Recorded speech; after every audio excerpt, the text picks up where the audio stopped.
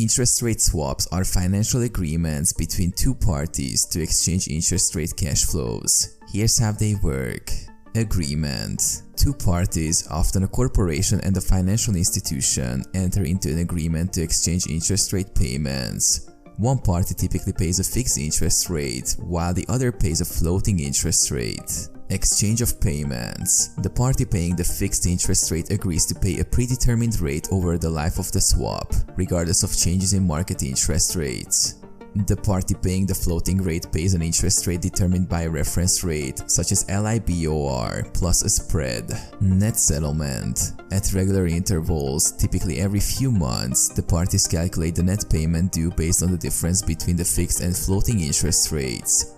The party owing more makes a net payment to the other party. Purpose.